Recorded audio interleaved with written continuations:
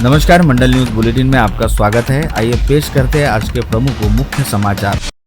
अमरावती जिले के नगर परिषद एवं नगर पंचायत चुनाव के बीच बड़ा अपडेट सामने आया है। अंजनगांव सुरजी नगर परिषद के अध्यक्ष पद सहित विभिन्न नगर परिषदों व नगर पंचायतों की कुल 8 सदस्यीय सीटों पर चुनाव स्थगित कर दिया गया है। यह निर्णय उम्मीदवारों की अपीलों के संदर्भ में लिया गया है, जिनके प्रकरणों का निपटारा 22 नवंबर 2025 के बाद संबंधित जिला न्यायालय द्वारा किया गया है। इसके चलते इन स्थानों पर मतदान अब संशोधित चुनाव कार्यक्रम के अनुसार होगा। अमरावती जिले की अंजनगांव सुरजी नगर परिषद में अध्यक्ष पद सहित सभी सदस्यीय सीटों के चुनाव स्थगित होने के साथ ही दरियापुर नगर परिषद की सीट क्रमांक 2A, अचलपुर नगर परिषद की सीट क्रमांक 10A एवं 19B, बरूड नगर परिषद की सीट क्रमांक 12A तथा धारनी नगर पंचायत के प्रभाग क्रमांक 14 एवं 16 के चुनाव स्थगित किए गए हैं। जिलाधिकारी आशीष शेरेकर ने पुष्टि करते हुए बताया कि उपरोक्त नगर परिषद नगर पंचायत क्षेत्रों में चुनाव आधारित कार्यक्रम के अनुसार ही संपन्न कराए जाएंगे और नई तारीख जल्द ही घोषित की जाएगी। स्थानिक सीटों के अलावा अन्य सभी नगर परिषदों व नगर पंचायतों में मतदान 2 दिसंबर को पूर्व निर्धारित कार्यक्रम के अनुसार ही करवाया जाएगा। महाराष्ट्र में नगर परिषद चुनाव को लेकर बड़ा बदलाव सामने आया है। राज्य चुनाव आयोग ने 22 नगर परिषदों व नगराध्यक्ष पद के चुनाव और 700 से अधिक नगर सेवक पदों के चुनाव स्थगित कर दिए हैं। न्यायालय ने अपील व अन्य कारणों के चलते यह निर्णय लिया गया है। 2 सप्ताह से जारी आक्रामक चुनावी माहौल के बीच अचानक मिले स्थगन निर्णय से उम्मीदवारों और कार्यकर्ताओं के उत्साह पर पानी फिर गया। आयोग द्वारा जारी संशोधित कार्यक्रम के अनुसार जिन स्थानों पर चुनाव टाले गए हैं वहां अब 22 दिसंबर को मतदान तथा 21 दिसंबर को मतगणना होगी। वही अन्य नगर पालिकाओं के चुनाव पहले से तय कार्यक्रम के अनुसार 2 दिसंबर को ही होंगे।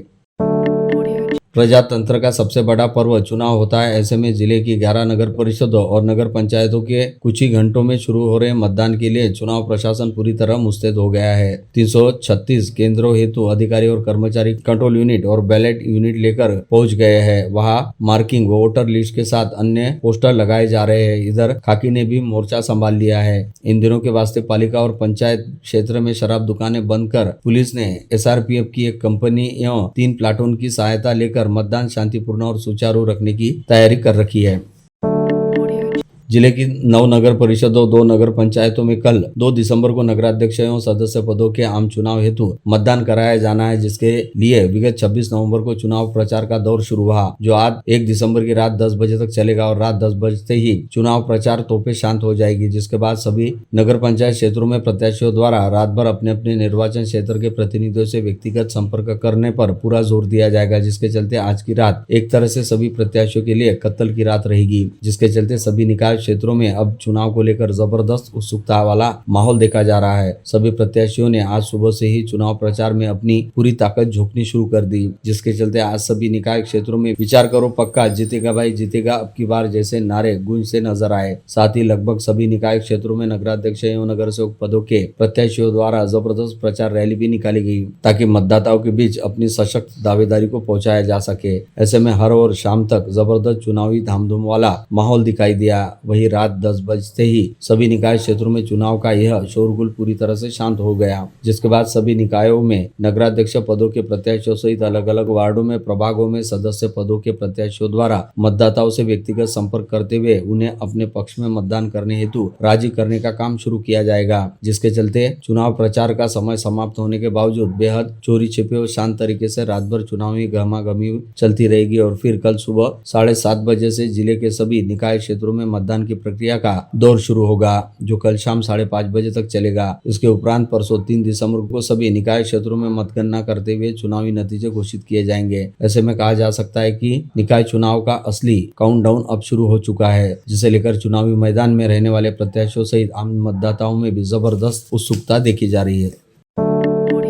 राज्य की कुछ नगर पालिका क्षेत्रों में चुनाव अचानक कुछ वार्डों में नहीं लेने का निर्णय जाहिर किया गया है। निर्णय पूरी तरह से मनमानी है। निर्वाचन आयोग और सरकार ने मिलकर बनाई हुई गलत भूमिका होने का साफ दिखाई दे रहा है। इस निर्णय की वजह से संबंधित क्षेत्रों के नागरिकों का लोकतांत्रिक हक बाधित हो रहा है। कोई भी पर्याय कारण नहीं देकर चुनाव स्थगित करना यह लोकतंत्र को धक्का देने वाला है। इस पार्श्वभूमि पर पूर्व मंत्री यशोमती ठाकुर ने बड़ी प्रतिक्रिया व्यक्त करते हुए कहा कि कोर्ट के स्पष्ट आदेश अनुसार चुनाव नियमित पद्धति से लेना बंधनकारक है।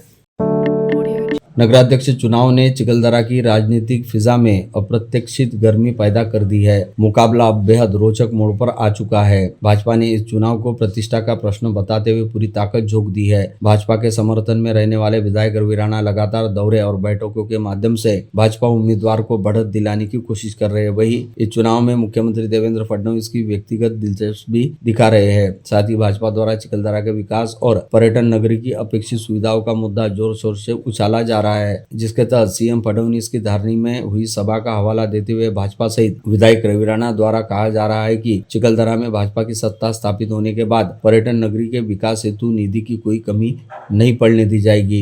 जहां एक और राजनीतिक दलों द्वारा जिले की सबसे छोटी नगर पालिका रहने वाली चिखलदरा नगर परिषद में महज 3355 मतदाताओं को अपनी ओर आकर्षित करने हेतु तमाम तरह के हथकंडे का प्रयोग किया जा रहा है। वही दूसरी ओर पर्यटन नगरी के मतदाता अभी तक मौन है। हालांकि आंतरिक रूप से चुनावी सरगर्मी शिखर पर है, जिसके मद्देनजर राजनीतिक विश्लेषणों का मानना है कि मतदान के दिन जोरदार मतदान की पूरी संभावना है। माना जा रहा है कि चिखलदरा नगर परिषद में कुल 3355 पंजीकृत मतदाताओं में से लगभग 3000 वोट पड़ने की उम्मीद जताई जा रही है। इसके अलावा बाहर गांव गए 250 मतदाता भी वोट डालने वापस लौटने की संभावना व्यक्त की जा रही है।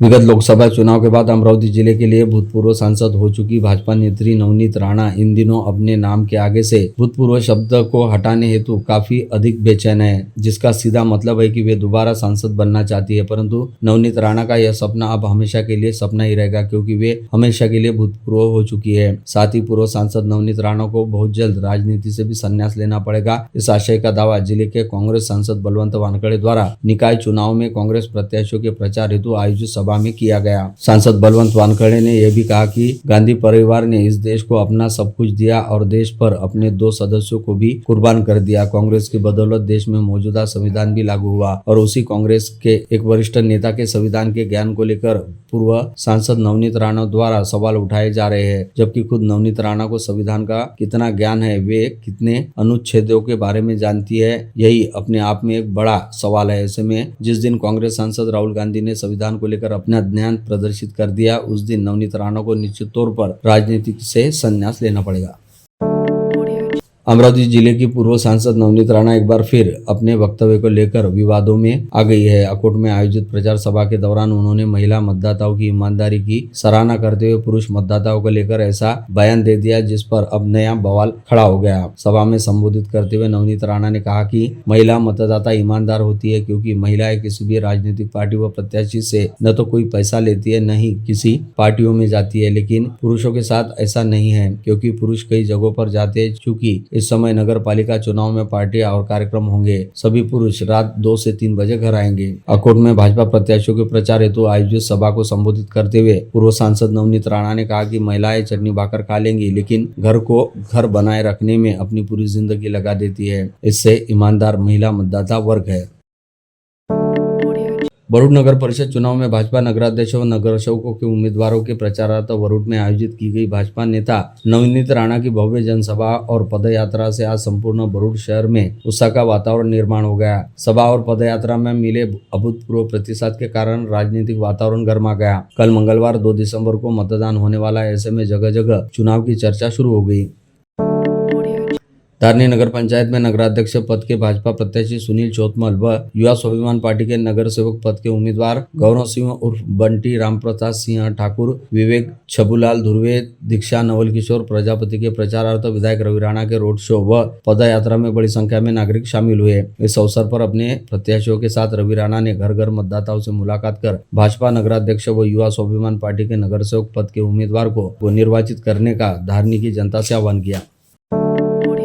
स्थानीय स्वराज्य संस्था के चुनावी माहौल के बीच अकोट के भाजपा विधायक प्रकाश भारसागड़े के एक बयान से राजनीतिक सरगर्मी बढ़ा दी है। अकोट में आयोजित चुनावी सभा में उन्होंने कहा कि कोरोना काल में कुछ लोगों द्वारा उनकी मौत का इंतजार किया जा रहा था, जिसके चलते जब वे कोविड संक्रमित होकर इलाज कराने हेतु अस्पताल में भर्ती हुए थे, तब उनका इलाज के दौरान भोजन तक बंद कर दिया गया था। यह जानकारी मिलते ही उनके परिजनों को दाल में कुछ काला रहने का संदेश हुआ था और ईश्वर की कृपा व जनता के आशीर्वाद से वे इलाज के बाद सही सलामत अपने घर लौटे थे। विधायक प्रकाश भारसागड़े द्वारा लगाए गए इस आरोप के बाद राजनीतिक हलकों में तीखी चर्चा शुरू हो गई है।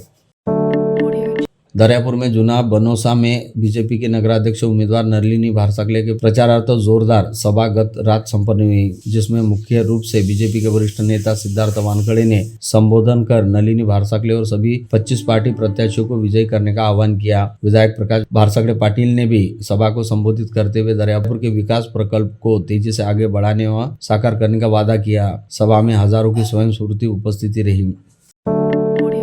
राजकमल रेलवे ब्रिज पुराना और खस्ताहाल होने से उसे तोड़कर वहां समतल सड़क बना देने और रेलवे मॉडर्न स्टेशन को कायम रखते हुए 550 मीटर दूर राजापेट थाने के ठीक पीछे अमरावती आने वाली रेलवे के ठहराव के प्रस्ताव पर इस माह देश के रेल मंत्री डॉक्टर अश्विन वैष्णव के साथ मीटिंग में चर्चा हो सकती है। जानकारी राज्यसभा सांसद डॉक्टर अनिल बोंडे ने दी। उन्होंने स्पष्ट किया कि रेलवे का मॉडल स्टेशन बंद नहीं होगा, उसी प्रकार भविष्य का यातायात ध्यान में रखकर विस्तृत सड़कें प्रदान की जाएगी। उधर शहर की विधायक सुलभा खोड़के सहित तमाम प्रतिपक्ष नेताओं बबलू देशमुख, पराग गुर्दे, रेल यात्री संघ के अनिल तराडेजा सहित सभी ने नए प्रस्ताव पर पुरजोर विरोध दर्शाया। सुलभा खोड़के ने स्पष्ट कहा कि किसी भी परिस्थिति में स्टेशन बंद या हटाया नहीं जाएगा। अमरावती जनभावना से पूर्णतः सहमत है। पुराने रेलवे ब्रिज के जर्जर हो जाने से उनके नवनिर्माण या समस्या का निराकरण विस्तार स्तर पर आगे बढ़ाया जा चुका है। नया रेलवे ब्रिज यही बनेगा, मॉडल स्टेशन यहाँ है वहीं पर रहेगा। राजकमल रेलवे ब्रिज के अटके पड़े काम और इसी दौरान आए मॉडल रेलवे स्टेशन की ट्रेनों की आवाजाही राजापेट की ओर 550 मीटर खिसकाने के प्रस्ताव को लेकर शहरवासियों में संभ्रम की स्थिति पैदा हो गई। लोगों की तरह तरह की आशंका ने घेर लिया। ऐसे में शहर की विधायक सुलभा खोड़के ने अमरावती मंडल से स्पष्ट बात की तो उन्होंने भी बहुत ही साफ साफ कहा कि वे अमरावती वासियों की जन भावना के साथ मजबूती से खड़ी है। राजकमल रेलवे ब्रिज का नवनिर्माण उसी जगह पर होगा। अमरावती मंडल से बातचीत में सुलभा खोड़के ने बहुत स्पष्ट कहा कि उन्हें भी कई लोगों की फोन कॉल आई। अमरावती के लोग संभ्रम में आ गए हैं। विधायक सुलभा खोड़के ने दावा किया कि रेलवे और लोक निर्माण विभाग में राजकमल ब्रिज के नवनिर्माण संबंधी कार्यवाही आगे बढ़ी है। अतिशीघ्र डिजाइन और निविदा प्रक्रिया हो सकती है। अमरावती के लोगों को निश्चित रहने की सलाह देते हुए विधायक सुलभा खोड़के ने कहा कि मॉडल स्टेशन जहाँ है वहाँ सेवा देते रहेगा। यात्रियों को लिए यह सुविधाजनक है। डॉक्टर मिर्जा रफी अहमद बेग एक ऐसे कवि थे जिन्होंने विदर्भ में वराडी भाषा को जीवित रखने का प्रयास किया। उनकी रचनाएं सुनकर नए कवि तो उनके फैन हो जाते थे। उन्होंने वराडी कवि लेखन का एक ऐसा पौधा लगाया था जो आज भी लोगों के दिलों में फूल खिलाता है। एक व्यक्ति के अचानक निधन वराडी कवि विश्व मानो अनाथ हो गया हो, ऐसा प्रतीत होता है। यह विचार वरिष्ठ साहित्यकार किशोर मुगल ने व्यक्त किए।